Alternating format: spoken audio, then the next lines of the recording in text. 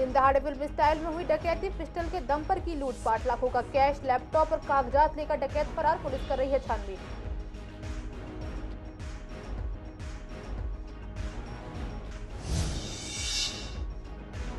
Supreme court के ऐतिहासिक फैसले पर लोगों ने किया स्वागत, पूर्वी दिल्ली के लोगों ने की खुशी जाहिर। वकीलों का कहना 370 एक टेम्परेरी प्रोविजन था, इसे हटना ही था।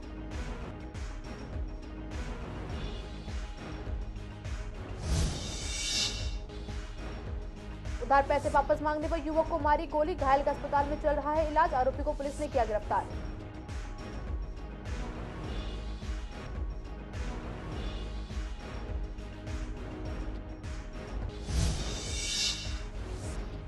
मुकदमा वापस लेने को लेकर युवक ने महिला को धमकाया, आरोपी ने महिला के साथ की आपत्तिजनक हरकत, महिला को जान से मारने की दी धमकी, महिला ने दर्ज कराया केस।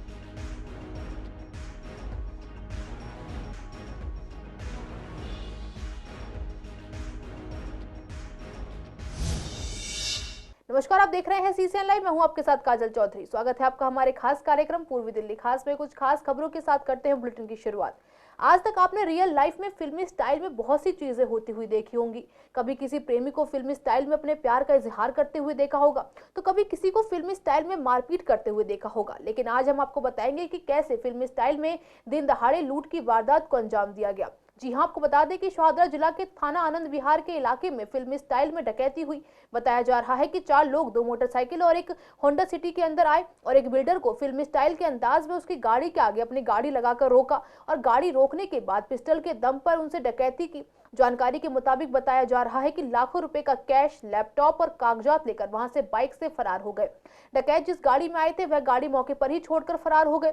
जानकारी के मुताबिक जिनके साथ डकैती हुई है वह कृष्णा नगर इलाके में रहते हैं और बिल्डर का काम करते हैं। प्रत्यक्षदर्शी ने बताया कि 2 लोग मोटरसाइकिल पर आए थे और ओवरटेक करने के बाद पिस्टल के दम पर लूट की वारदात को अंजाम दिया और अलग अलग मोटरसाइकिल से फरार हो गए। सभी का चेहरा ढका हुआ था। आज ये एक गाड़ी आ रही थी, ये जो आगे खड़ी है, इसने इस पीछे वाली गाड़ी के आगे अपनी गाड़ी लगा दी और 2 लड़के मोटरसाइकिल पे थे। उन्होंने जो है इस गाड़ी को, अपनी गाड़ी ओवरटेक करके पीछे वाली गाड़ी को रोक लिया, जिसमें जो है जिसका माल लूट के ले गए वो बैठे हुए थे। तो 2 लड़के मोटरसाइकिल पे थे। उन्होंने उतर के क्या नाम गाड़ी में रिवॉल्वर दिखाई उनको। रिवॉल्वर दिखाने के बाद एक फायर भी किया।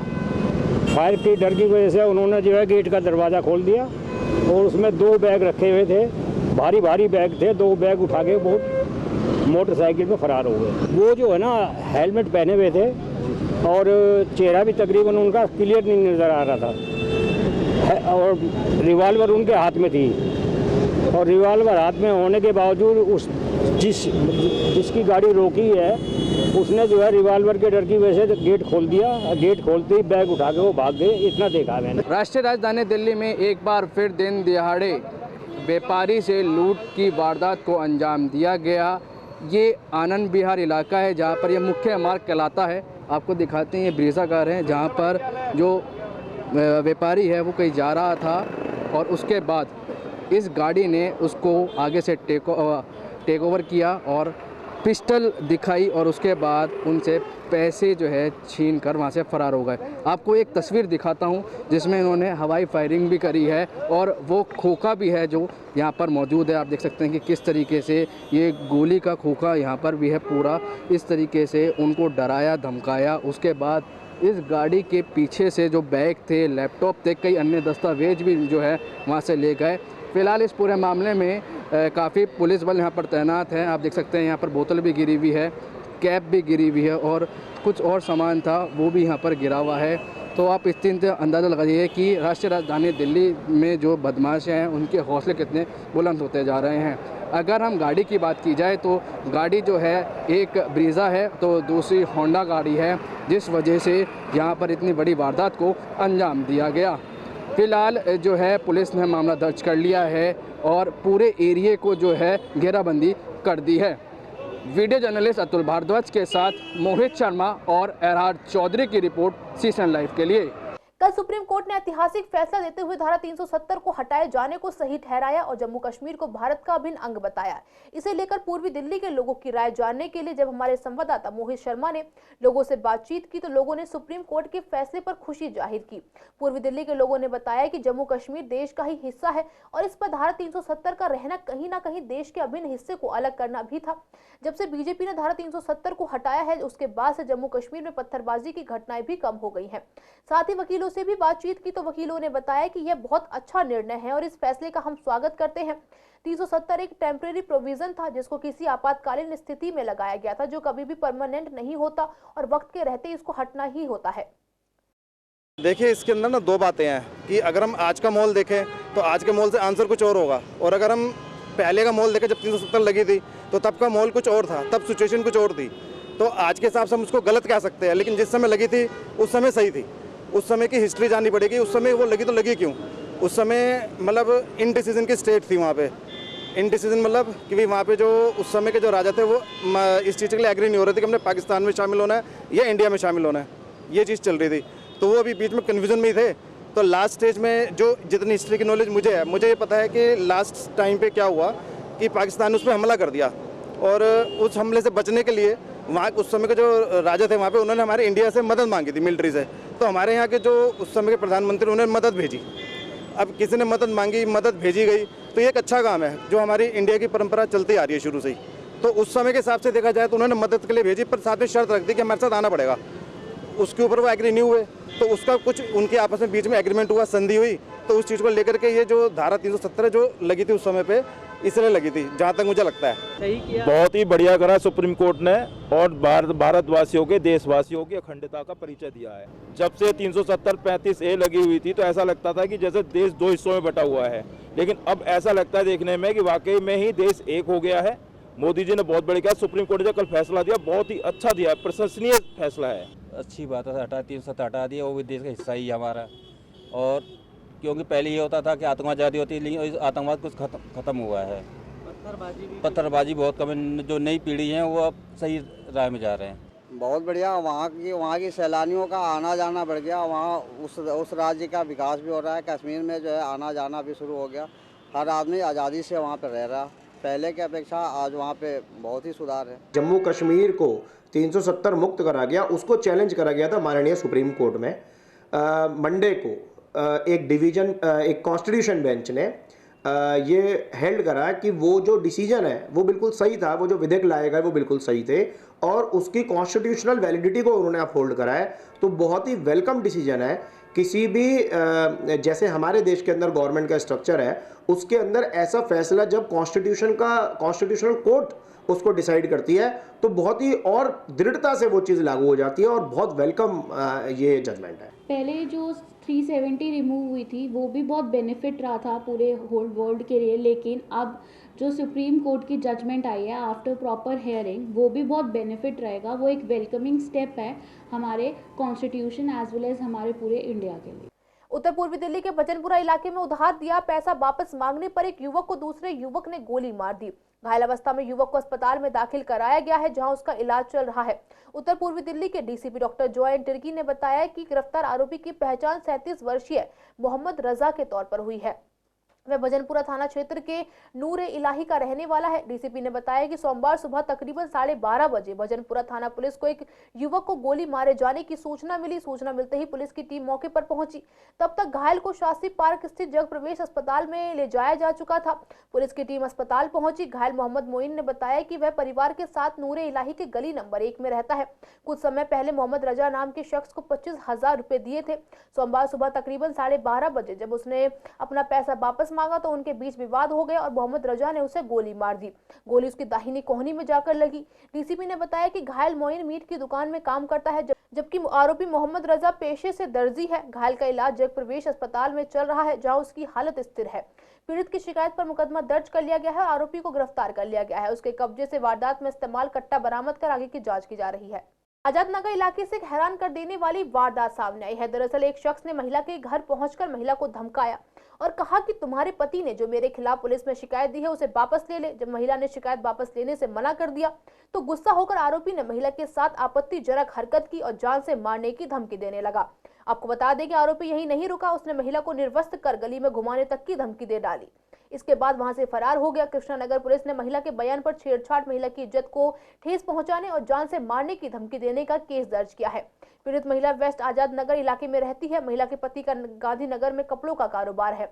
आरोपी उनके पति की मौसी का ही लड़का है। आरोपी महिला के पति के पास ही काम करता था, जिस दौरान उसने पति से एडवांस पैसे लिए हुए थे। सर, मेरी मौसी का लड़का करीबन 6 महीने से काम करता था। उस पर मेरे को 10,000 रुपये लेने थे। जैसे मैंने उसकी छुट्टी करी, 10,000 रुपये एडवांस मांगे, तो उसने अपनी बहू और अपनी सास अंजू को बुला कर मेरी साथ दुकान पे बदतमीज करी है 1/11 को। उसके बाद मैंने कॉल करी है, 112 नंबर पे पुलिस आई है, दोनों पार्टी को बुलाया है, उन्होंने NCR काट दी उनके खिलाफ। फिर मेरे को कैलाश नगर में 8 नंबर में अरुण पप्पू रहता है, उसने बुलाया, कह रहा इनकी शिकायत था, नहीं तेरे को झूठे मुकदमे में फंसवा दूंगा, जान से मरवा दूंगा। उसके बाद मैंने नहीं ठाई, उन्होंने मेरे पे झूठा मुकदमा लगवा दिया लेडीज से।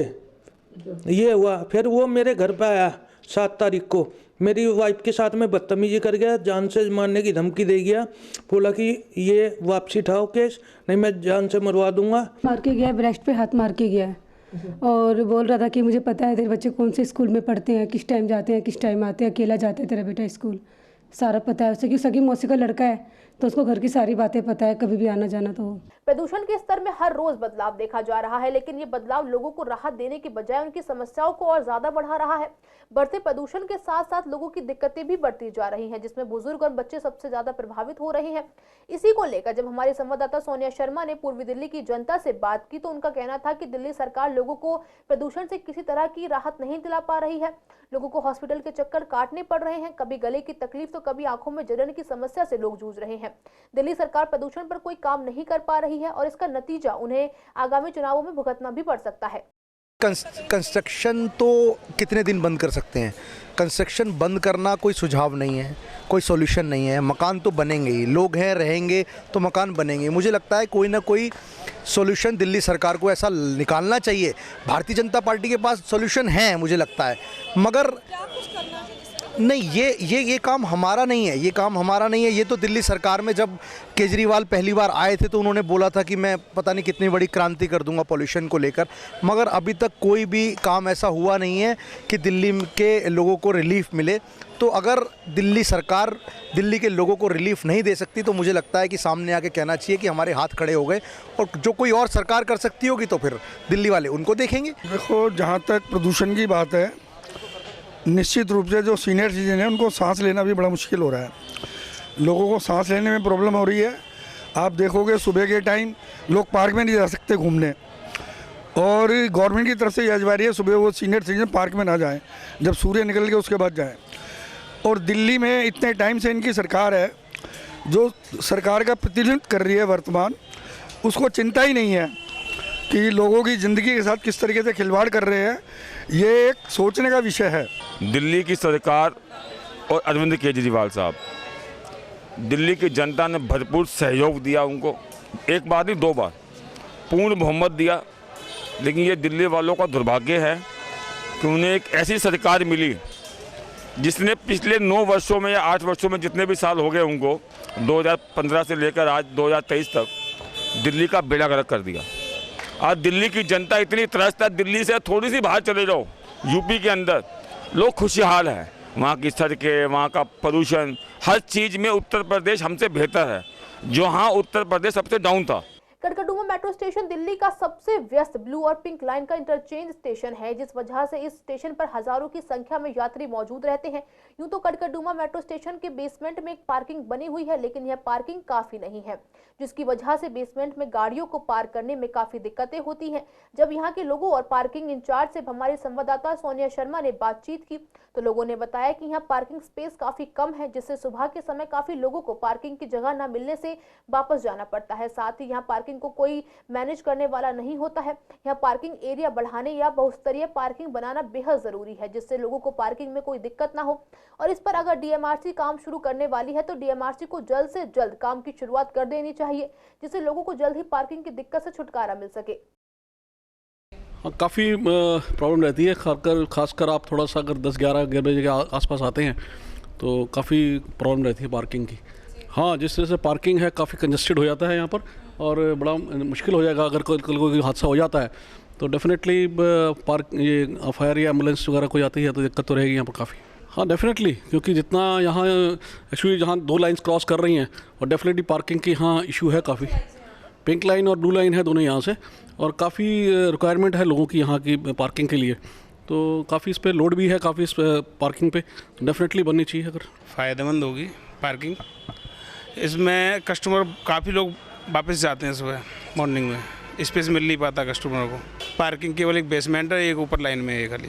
काफ़ी फ़ायदा होगा कस्टमर को, बहुत कुछ मिलेगा। पिंक लाइन है और ये ब्लू लाइन है, काफ़ी भीड़ बढ़ जाती है, पब्लिक के ऊपर डिपेंड करता है कितने लोग मेट्रो से यूज कर रहे हैं, उस हिसाब से पार्किंग। जगह नहीं मिलेगी आपको गाड़ी खड़ी करने की, बाहर के लोग आके गाड़ी खड़ी कर देते हैं, यहाँ जो कम्यूटर्स आते हैं उनके लिए जगह ही नहीं है, तो फ़ायदा होगा, सबको फ़ायदा होगा, होना तो चाहिए जल्दी से। अब क्या होगा ये तो गवर्नमेंट पे डिपेंड है ना। ये करकरडुमा मेट्रो स्टेशन है और यहाँ का जो मैनेजमेंट है, पार्किंग मैनेजमेंट जो है सबसे वर्स्ट है। किस तरीके से वर्स्ट? मैनेजमेंट ही नहीं है। आप अंदर पार्किंग में जाकर देखो गाड़ियों का किस तरह से एस्टेब्लिशमेंट है, कैसे लगाना चाहिए, क्या गैप छोड़ना चाहिए, जिसको मर्जी है वो लगाता है, तोड़ता है, कोई देखने वाला नहीं, कोई रिकवरी नहीं। चार्ज ठीक है, चार्ज डजंट मैटर ये है कि सर्विस। प्रॉब्लम ये है कि जो आपके गाजियाबाद साइड से या लोनी साइड से जो पब्लिक आती है, उस पब्लिक का ये सेंटर है करकरडुमा, इसको वेस्टर्न में या वेस्टर्न में जाने के लिए अब यहाँ है ही नहीं। देखो अब कहीं पे पार्किंग की हालत देखो ना, मेंटेनेंस है थोड़ी। दिक्कत ऐसी होती है कस्टमर ओवर हो जाते हैं, ओवर हो जाता है गाड़ी, और ओवर जाने के कारण कस्टमर को लौटाना रिटर्न भी करना पड़ता है। बाहर लगा लेते हैं, मार्केट में उधर है ना, वहाँ लगा लेते हैं लोग। नहीं, 4 व्हीलर वालों को ज़्यादा दिक्कत है, 2 व्हीलर को ज़्यादा आती है, 4 व्हीलर वालों को ज़्यादा परेशानी होती है। काम तो जल्दी होना चाहिए, क्योंकि मेरी जो हॉल वाले हैं 3 की भी गाड़ियाँ ऊपर हो जाती है, इनके लिए भी जगह नहीं होती तो रोड पर लगा के चले जाते हैं, उसमें किसी कस्टमर का नुकसान भी हो जाए तो कुछ नहीं कर पाता कस्टमर, क्योंकि मेरे पास में तब मना कर देते हैं, भाई मेरे पास में जगह नहीं। सड़कों पर आवारा पशु और अवैध पार्किंग के मामले आए दिन अलग अलग क्षेत्रों से सामने आते रहते हैं। सही मामला पूर्वी दिल्ली के गीता कॉलोनी का है, जहां झील चौक के पास बने 2 तरफा मेन रोड पर अवैध पार्किंग और आवारा जानवरों के कारण 1-1.5 किलोमीटर तक जाम लगा रहता है। इसी पर जब हमारे संवाददाता विवेक पठानिया ने स्थानीय लोगों और राहगीरों से बात की तो उन्होंने बताया कि अवैध पार्किंग की वजह से सुबह और शाम भीषण जाम लगता है। पार्किंग होने के बावजूद भी अवैध रूप से यहाँ पर ट्रक, टेम्पो और ट्रांसपोर्ट के अनेक वाहन खड़े रहते हैं और पशु भी सड़कों पर रहते हैं, जिससे जाम की स्थिति होती है। यह जाम घंटों तक लगा रहता है। वो तो है ही, आपके देख लो, चारा रोक डाल देते हैं, गाड़ियाँ जाम लगे रहते हैं, यहाँ आते हैं और मंदिर सामने है, मंदिर बन रहा है, पूरा जाम ही जाम है। आपके सामने ई रिक्शा वाले और भी चलते हैं, वो भी जाम कर देते हैं, उल्टे सीधे लगा रखे। सुबह शाम तो ज़्यादा जाम होते ही होते हैं। एक्चुअली मॉर्निंग के टाइम में बहुत जाम लग जाता है और जितने भी जीव हैं सारे आ जाते हैं यहाँ, सब यहीं डाल के जाते हैं कचरा, जितने भी हैं सब यहीं कचरा डाल के जाते हैं, जो भी खाने पीने की चीज़। ये नहीं एक साइड उनके लिए बनवा दिया जाए, कुछ भी अलग से बनवा दी जाए उनके लिए जगह। अब कोई भी गाड़ी के नीचे आता है, मर जाए, वो रास्ते में कुछ हो जाए, उसे 2-2 घंटे का लग जाता है, 3-3 घंटे का भी लग जाता है। बहुत सी गाड़ियाँ फंसी रह जाती हैं, एक्चुअली गाड़ी भी फंसी रह जाती है, एम्बुलेंस है वो फंसी रह जाती है, उसके लिए भी कोई कार्रवाई नहीं करता। ये खड़े रहते हैं टेम्पो में, इनकी वजह से जाम लगता है। और क्या कई बार जो माता आती है ना यहाँ पे, तो इसकी वजह से ना एक्सीडेंट होते रह जाते हैं यहाँ पे, इसी वजह से इनके यहाँ पे जाम लग जाता है थोड़ा सा बस। राजधानी दिल्ली सहित पूर्वी दिल्ली में डीटीसी और क्लस्टर स्कीम की बसों में भी अब व्हाट्सएप आधारित टिकटिंग सिस्टम शुरू होने की योजना है। ऐसे में उम्मीद की जा रही है कि जनवरी के शुरुआती दिनों में इस योजना को शुरू किया जाएगा। इस योजना के तहत यात्री व्हाट्सएप के जरिए ही अपनी टिकट बुक कर पाएंगे। जब हमने लोगों से बात की तो उन्होंने बताया कि ये काफी अच्छी योजना है, क्योंकि अधिकतर लोग ऑनलाइन पेमेंट का माध्यम चुनते हैं। साथ ही पेपर टिकट को संभालने की भी दिक्कत नहीं रहेगी। आपको बता दें कि इससे पहले डीएमआरसी द्वारा मेट्रो में भी इस तरह से टिकट खरीदने की सुविधा दी जा रही है, जिसे अब जल्द ही बसों में भी लागू किया जाएगा। जनवरी के पहले हफ्ते दूसरे हफ्ते से नई स्कीम आ रही है कि डीटीसी या क्लस्टर बसों में जो लोग घूमते हैं वो ऑनलाइन टिकट ले सकेंगे, चाहे पेटीएम से या किसी गूगल पे वगैरह मेथड से। वो बस में यात्रा करने से पहले ही उनके पास टिकट होगी। तो ये अच्छा है, ताकि लोगों को बस में खाली पैसे का चक्कर पड़ता है, ये खुले पैसे दो, ये करो वो करो, तो ये इसका चक्कर भी बहुत ज़्यादा पड़ता है। तो अच्छा है, ये बसों के अंदर सर्विस चालू हो जाएगी, हमारे पास टिकट पहले ही होगी, तो ना टिकट रखने का झंझट ना खोने का झंझट, तो मोबाइल में होगी। दूसरा मैं ये चाहता हूँ कि डीटीसी की सर्विस और सुधरे, जगह जगह स्टैंड पे रोकें ये डीटीसी वाले, और साथ में मैं चाहता हूँ कि ये मतलब टाइम पे चले, दूसरा रैश ड्राइविंग बंद करें। ये भी एक पब्लिक के लिए अच्छी सेवा होगी अगर ये इसके अंदर डीटीसी अपने आप को ऐड कर ले इन चीज़ों के अंदर। बाकी ये ऑनलाइन टिकट की व्यवस्था अच्छी है और इससे पब्लिक को फायदा होगा ही। दिल्ली के यमुना विहार में साइबर ठगों ने एआई टूल का इस्तेमाल कर एक बुजुर्ग से 50,000 रुपए फिरौती वसूले जाने का मामला सामने आया है। फिलहाल पुलिस केस दर्ज कर मामले की जांच कर रही है। उत्तर पूर्वी दिल्ली के डीसीपी डॉक्टर जॉय तिर्की ने बताया कि 62 साल के लक्ष्मी चंद्र चावला परिवार के साथ यमुना विहार में रहते हैं। उन्होंने साइबर थाने में दी अपनी शिकायत में बताया कि 24 अक्टूबर को उन्हें एक मोबाइल नंबर से व्हाट्सएप पर एक कॉल आया, जिसमें कॉलर ने बताया कि अगर पैसे नहीं दिए तो उनके चचेरे भाई के बेटे को नुकसान पहुंचाया जाएगा। कॉल के दौरान शिकायतकर्ता को एक युवक के रोने की आवाज सुनाई दी। बुजुर्ग डर गया। उन्होंने तुरंत 50,000 रुपए की राशि दिए गए पीटीएम खाता संख्या में स्थानांतरित कर दी। बाद में जब उन्होंने अपने चचेरे भाई से बात की तो उन्हें पता चला कि चचेरे भाई का बेटा घर पर सुरक्षित था। उन्हें एहसास हुआ कि फोन करने वाले ने उनके साथ धोखा किया है। इसके बाद उन्हें पुलिस को इस मामले की सूचना दी। डीसीपी ने बताया कि बुजुर्ग की शिकायत पर मुकदमा दर्ज कर जांच शुरू कर दी गई है। आरोपियों को पहचानने के लिए टेक्निकल सर्विलांस का सहारा लिया जा रहा है। आज के लिए इस बुलेटिन में बस इतना ही। हर रोज ऐसी नई खबरें देखने के लिए देखते रहिए CCL लाइव। नमस्कार।